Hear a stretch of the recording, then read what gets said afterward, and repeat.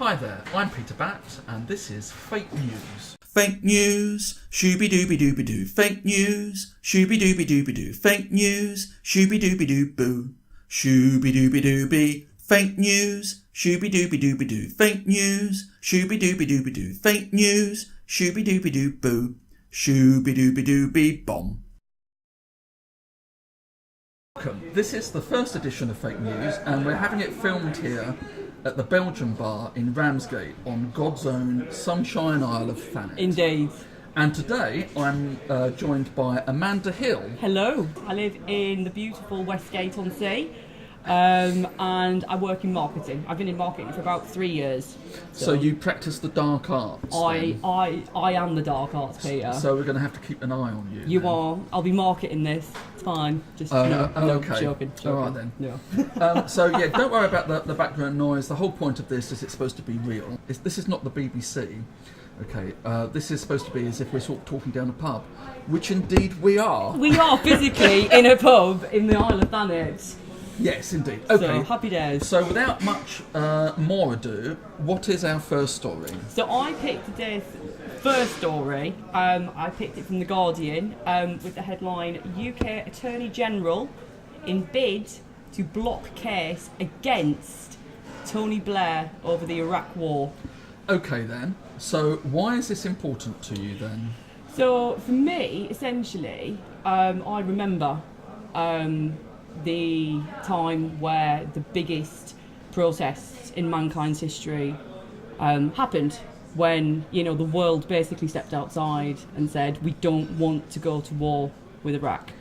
I think most people remember it. Certainly a lot of people went marching. I mean there were big marches around the world, and I marched 3 times in London against it, and I think the second march, well, the organisers said there were 2 million people there, and the police said there were about 5 people there. Yeah, of course. But it was obviously a very, very big demonstration. So it was obviously very important. But that doesn't necessarily. I mean, politicians would say that the people don't always understand their own best interests. Yeah. Do you? Okay. So are you opposed to war because it was war, or I mean, what were your doubts about it? Did you think that Saddam Hussein was an all right guy, or did you not believe he had weapons of mass destruction? If I'm being honest, I think that Saddam Hussein, I can't comment if he was good or if he was bad, because mass propaganda has been used against him like it's being used against Assad now in Syria. It's not a case of I think he's a good guy, it's a case of I don't know the full story. Am I against war?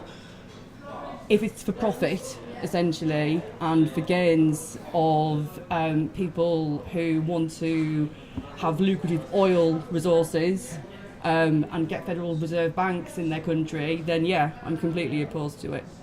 Yes, okay. I think we can probably say that Saddam Hussein was not a good guy. No, I mean, categorically, I'm not saying that he was a good person, do you know what I mean? He murdered a lot of people. Yeah. And he used chemical weapons against his own people, as well as against the Iranians in the Iraq-Iranian war, if I remember. But then there were loads of really terrible leaders out there, many of which we prop up. And indeed, we actually propped up, the West propped up Saddam Hussein for some time and sold him weapons. I was just about to say, who sold him the weapons for him to do that? The thing is, and again, this is one of the reasons I marched against it, that I didn't want our servicemen and women to die in a war that was basically about oil and other resources. I think that it was sick-making, actually, the way that Western oil companies got right in there and actually started exploiting oil reserves. And that was obviously, it seemed to me strategically a decision that they took. And they wanted to find a way of justifying it. They certainly did. So, I mean, okay, so Tony Blair was instrumental in securing support for this war. Massively. So why do you think that the Lord Chancellor, today's Lord Chancellor, is wrong in trying to block a prosecution? I think if we're meant to live in a democracy, I say the word meant to, I don't believe in democracy. I mean, I think it was here a long time ago, but I think it is living proof that, X amount of million people went out on the streets and protested in the fact that they didn't want to go to war. And we weren't listened to. And I think the problem here is it's the same thing. If you asked how many people who lived in the UK, if Tony Blair should go to prison for the crime that he's committed, for invading another country on prefabricated information, which him and Bush gathered together in order to further their agenda, then I believe that this man, Jeremy Wright, I think there's something very, very dodgy going on.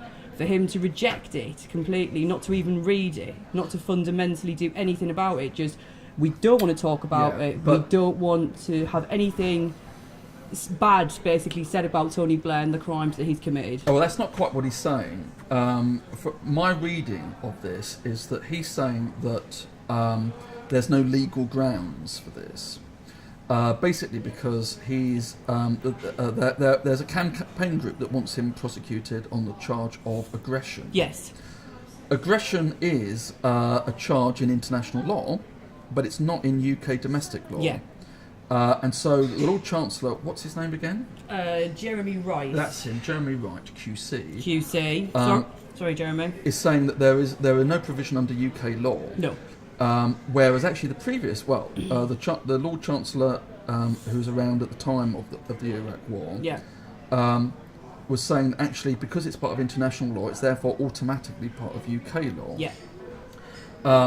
Also, Wright was saying that it should be a matter for Parliament to decide whether Blair should face criminal charges. Which to me sounds like a very bizarre argument, because it's like either the law exists or it doesn't. Exactly, that's the point. There's something very, very underliningly dodgy going on here. And you see, also, this case was thrown out by a district judge in Westminster in November last year on the grounds that Blair and his ministers are immune from prosecution.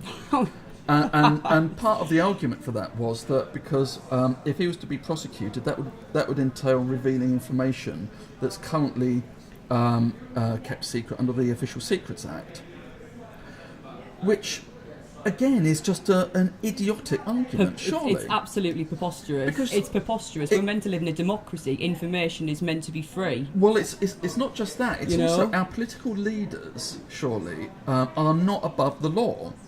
It's like if the law exists and they break the law, then they need to be prosecuted. There's one law for the poor, and there's one law for another. So I'm afraid. So do you think that this hearing has? I mean, what are your feelings about this? Where's this story going? Do you think? Honestly, nowhere. Yes. I think in a few days it'll just disappear, and there'll be no more word of it. I'm afraid to be that cynical about it. I think. They'll make it go under the carpet. I got this from The Guardian, one of the only newspapers that I will get any sources from. That's just my personal choice. But yeah, I'm kind of resigned to the fact that in a few days, once people have had a whinge about it and kind of talked about it, it'll just go away. And it might come up again, but the government have a nice, easy way of making things slide under the carpet. After a while. I mean, I think a lot of UK companies made a lot of money out of the Iraq War. Just a few. And it seems to me that our political elite, much like our parts of our economic elite, are keen for this not to go anywhere. Of course. But I can't help feeling that the Iraq War has sort of created such bad feeling and has damaged so many lives in this country as well as in Iraq itself. Here, America, Iraq, their neighbouring countries, soldiers from the US, soldiers from the UK. Yes. I can't see this disappearing quite as neatly as you. Really? I'm not as pessimistic. I am really pessimistic. Anything to do with Tony Blair. I think it would take a long time, because I think that the governmental process obviously doesn't want this to happen, and Jeremy Corbyn doesn't look like he's going to be getting into power anytime soon. But we'll get onto that shortly. But I just can't believe that this will go away. There is so much bitterness about this. Tony Blair and his government were damned in the Chilcot report. Quite rightly so. The grounds for invading Iraq were completely erroneous. We were lied to. We were. I can't see this going away, but I'm also not so optimistic to think there'll be a good that Blair will actually be in the dock over They'll this. put a different spin on it or something. It's not gonna get no. So, okay, thank you very much for that, Amanda. Thank you. So your second story is... So again, it's from The Guardian. I know, I am a Guardian girl. Again, it is my choice, guys. There's lots of newspapers out there. But this one, for me, it kind of struck a chord with me, to be honest. The headline is "Sharp Rise in Rejected Claims for Disability Benefit." Yes.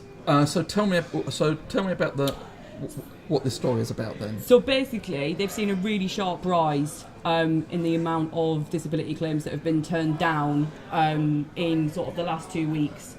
My issue is that constantly we're seeing, organisations, we're seeing charities for people with disabilities, for blind people, for deaf people, all their resources are being cut. They're not just being sliced, they're being cut dramatically by the government, and the government aren't doing anything to help these people. And then, they're basically turning down their benefit for being disabled. It's not the entire benefit. This is a top-up. This is the personal independence payment. And this was introduced by the Tories as part of their rejig. That's right. Of the benefit system a few years ago. Yeah. And basically, this is about it's a benefit with two components that are designed to help with for disabled people and their mobility. Yes, that's right. And the really amusing thing about this is that they're assessed by private companies who have earned hundreds of millions of pounds out of this. Literally, honestly, it's Atos that we all know about, of course. And also Capita, or as Private Eye described them, Crapita. There we go. They are due to be paid more than £700 million over their 5-year contract. It's insanity. This compares with the £512 million that they were originally asked, expected to receive. Yeah. And basically what we're referring to here is 83,000 people were assessed for eligibility have been given what they call zero scores. Yeah, zero scores, that's right, the scoring system. This was between April and October last year, and this is an enormous increase on what we saw in the previous 6 months. And you see, this seems to... okay, before I go on, so what is your impression about the way that benefit claimants are treated, and for instance disabled claimants specifically? Can I be brutally honest with you? Yeah. I think they're classed as second-class citizens. As good as second class? Maybe less than that. I think it's dreadful the way that people are treated just because they have a disability. Yes. Because they're not fit enough to make the machine turn round and clog. I think... these people need and deserve as much help as everyone else, but they're being treated worse and worse and worse and worse and worse every year that goes on. More things are being cut, but the government seems to have enough money. The bar that they have seems to have enough money for the politicians, and like you just said, all these companies that are making millions and millions of pounds out of people's misery. Out of people's misery. It's insanity. I would actually... I wouldn't say... it's not insanity. I think it's psychopathic. Yes. And actually, I think that this is what the system now is designed to do. It is designed to deliver cruelty that benefits private companies, which hurts ordinary people. 100%. I mean, because you were talking about, the way that these people were, that disabled claimants were being tested. But in some cases, the claimants couldn't actually get to the test because the buildings didn't allow for disabled access. So it's like, what are they meant to do? And then you see, PIP decisions are overturned on appeal with about 65% of rulings reversed at an independent tribunal. Okay, so that's 2/3 of these assessments, where they're turned down, where they're given zero ratings, zero scores, are then reversed. And this compares with 18% of those being overturned at mandatory reconsideration, which is a system run by the Department of Work and Pensions, that claimants must go through before they even get a chance to appeal to a tribunal.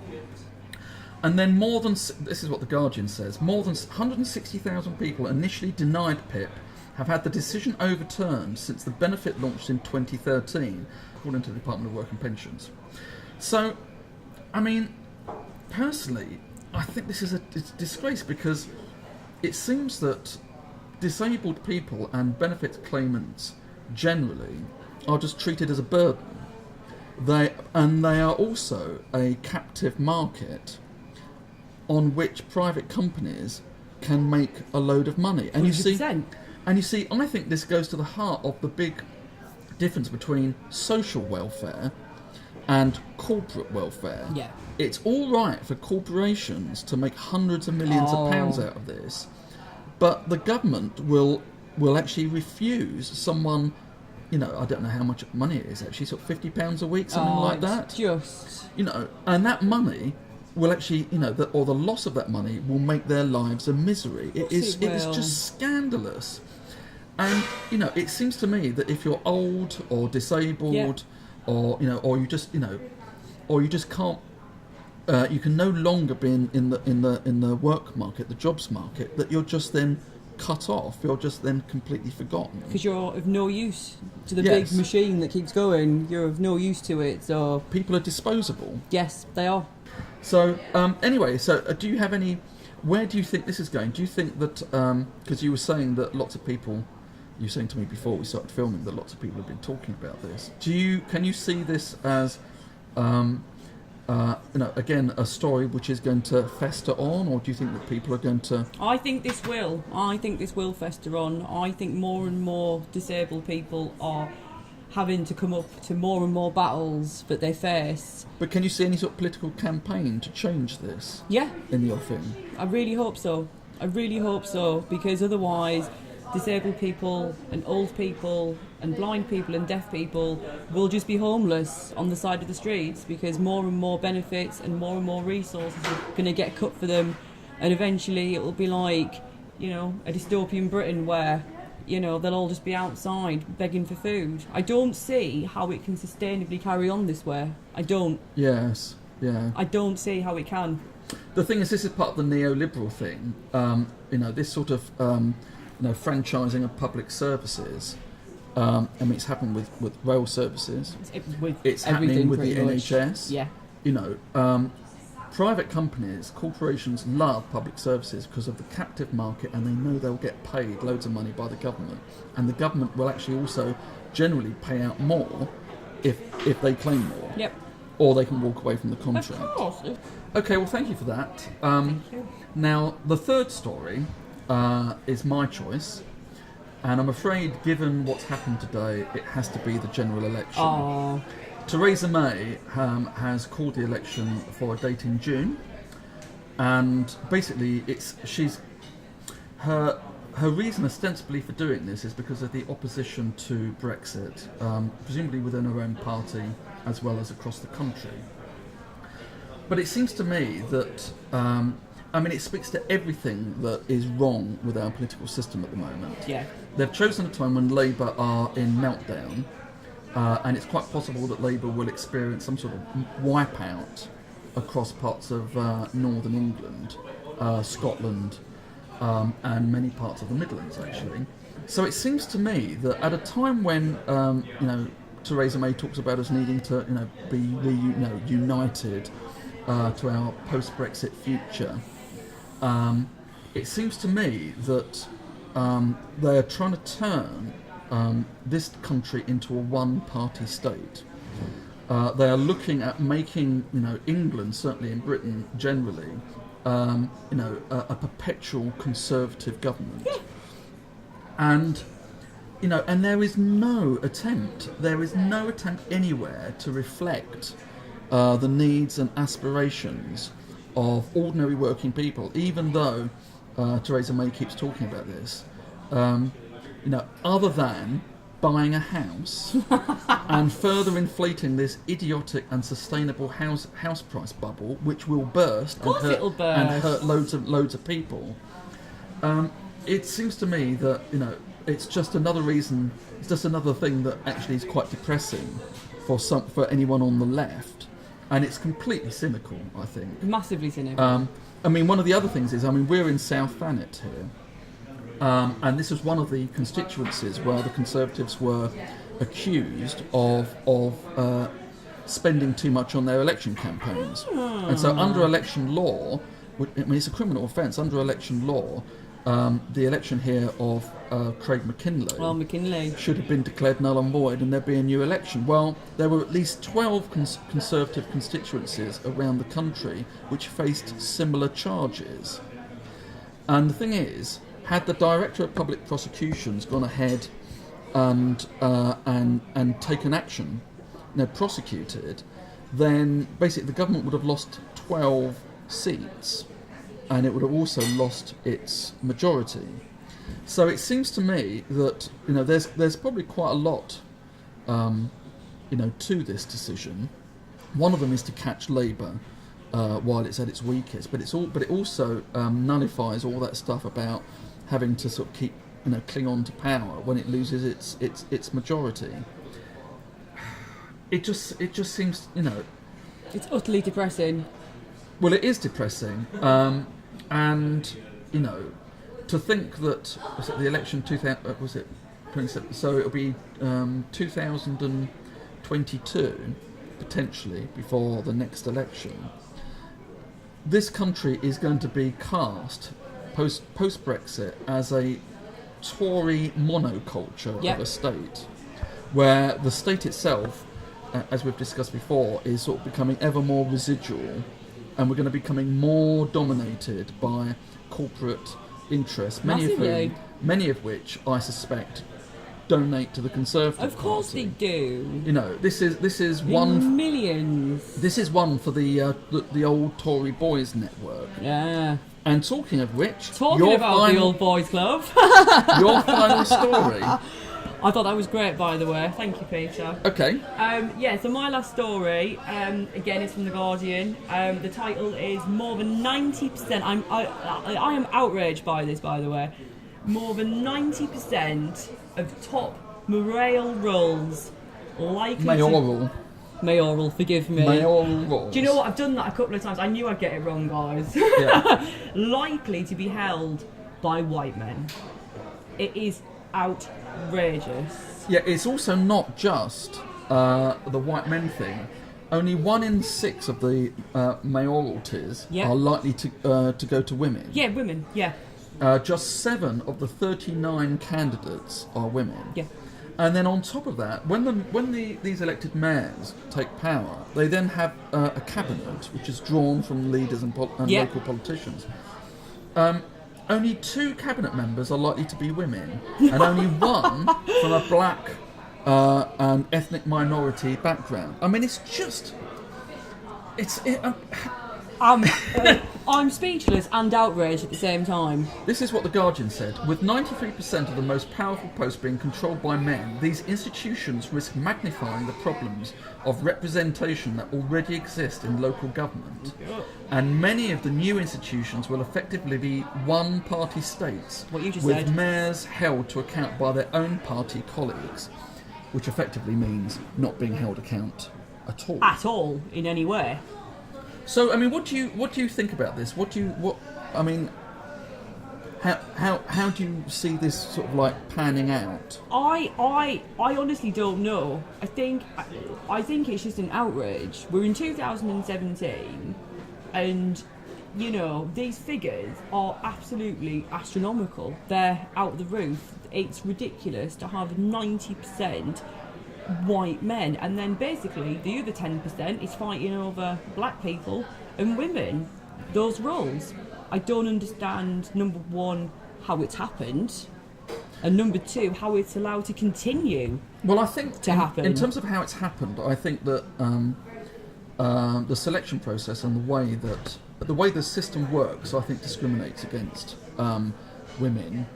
Massively agree with that. And possibly ethnic communities as well. One of the, and I wrote about this on my blog relatively recently. The thing about local councils, it's no longer about local democracy. The government does not care about local democracy. It's actually about turning councils into a form of administration on which it can just dump all of these responsibilities and then not pay them properly. Interesting. Local, and you know, and again, this is all about creating a Tory monoculture, because you know, if the Tories really wanted diversity, and let's face it, they're the ones who are in power. Yeah. They would allow, say, Labour councils to spend money, you know, on what they see as you know, as social need, as sort of needs they want to meet, but they can't. It's like, you know, social services, you know, things like youth services, and many of the services that Labour councils traditionally spend their money on have borne the brunt of austerity since George Osborne came to power in 2010. And if you think about it, if this is the case, you know, local authorities have gone through this sort of existential crisis because they don't have enough money. Why would anyone from an ethnic minority, why would anyone anyway want to go into local government? Yeah, I completely agree.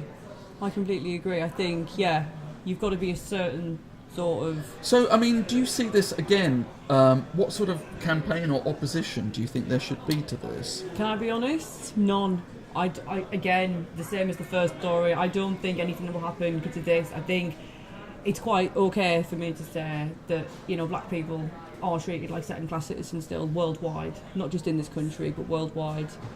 And I think it's immoral that this is happening in 2017. Right, okay. And you don't see any hope for this to change at all? I mean, how can local councils change to be more reflective of... I think because of what you've said, they don't want change, they don't care. Well, no, the central government is obviously not a priority for them at the moment. No. But it could become a priority if it was impressed upon them that people think it's important. If it's not going to make them any money, they're probably not going to be interested, are they? But that's just me. I mean, are you interested in local democracy? Do you follow Thanet District Council and all of its machinations? I'm into local democracy. I prefer worldwide democracy. I think there's bigger problems in the world, and I think democracy is being destroyed in towns. I think it's being destroyed worldwide, and I think there's a big pie. There's a big pie, and Thanet's just a little section of that pie. So yeah. Yes, I do care for local democracy. Do you? I mean, and I'm asking this, you know, to see why someone else would actually get it. Would you go to meetings, or have you had any sort of like dealings with Thanet District Council or Kent County Council? Who's our other local authority? I called them for an interview to see if they would be prepared to speak to me for my other project that I'm doing, and I got turned down. Oh, okay. Right. I got turned down for a video interview, I got turned down for a written interview, I got turned down for anything. Is this Thanet? Yeah, Thanet. And what was that about? So basically, I wanted to get in touch with them last year about the Dreamland story and the corruption that was involved. There's a few people... Alleged corruption. Alleged corruption. I'm sure it's all fine, guys. I'm sure you're all okay. Yeah, so for the alleged... corruption, and I was turned down categorically. The second time I called, they basically told me not to call again and put the phone down. There is, well, yeah, I mean, it's a very sore subject for those at Cecil Square. But one of the reasons why they might not have wanted to speak to you is because this is subject of a compensation claim, a legal action now. Okay. And they wouldn't want to say anything that would prejudice that because if I remember, it's several £1 million. Yeah.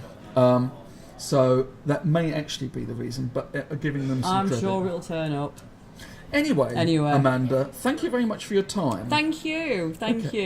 And if anyone else, if anyone would like to explain their views on the news of the day, then drop us a line. The email will be included at the end of this video and also on the YouTube link. On the YouTube page. Okay then. Until next time. Bye.